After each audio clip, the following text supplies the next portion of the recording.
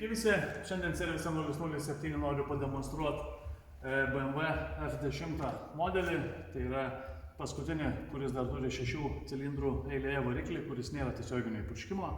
190 kW, 2011 berods metai. Šiam varikliui sumontuojam, kaip visada, kokybiškai itališką Landirenzo dujinę įrangą.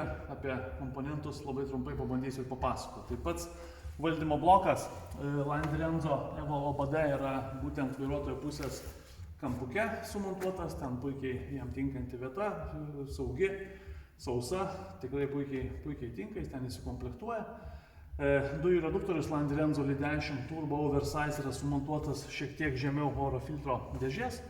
Iš tikrųjų atsukus šitą strutą bei išėmus oro filtro dėžę mes tą reduktorių pakankamai gerai matom, patogus pakankamai šiaip priėjimas.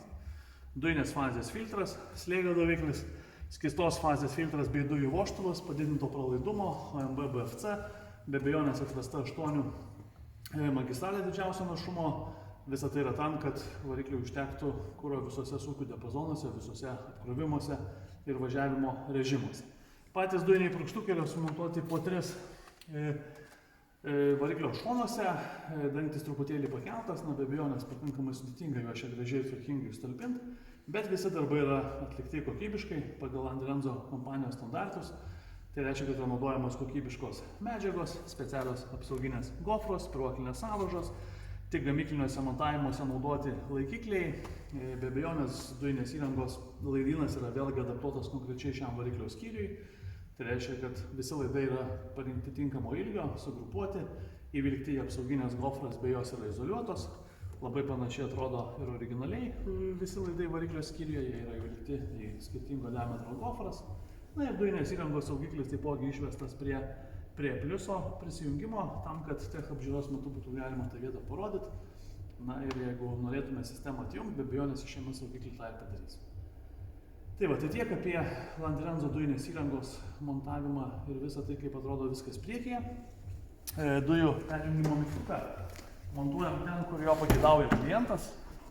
Šiuo atveju turime sumontuotą štai šitoje vietoje. Uždarius duris jisai puikiausiai matosi. Be abejonės šviesus pakankamai salonas. Tikrai tas juodas kleckas, sakykime, ne visai galbūt gražiai žiūrėtųsi kažkurį padėjus aukščiau. Tai taip jau padaryta.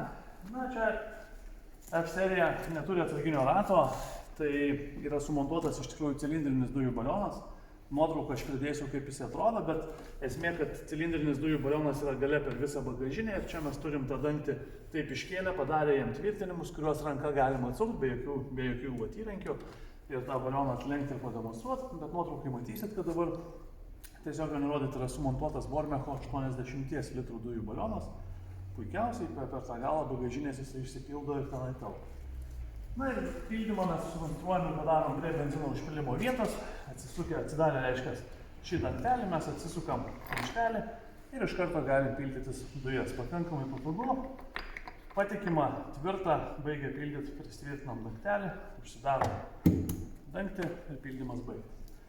Tai va, tai tiek apie kokybišką Landirenzo dujinės įrangos montavimą servise 007 į šį BMW F10 modelį. Jei kažką panašaus vairuojat ir norit kokybiškos sistemos, susisiekit, mielai padėsim. Ačiū.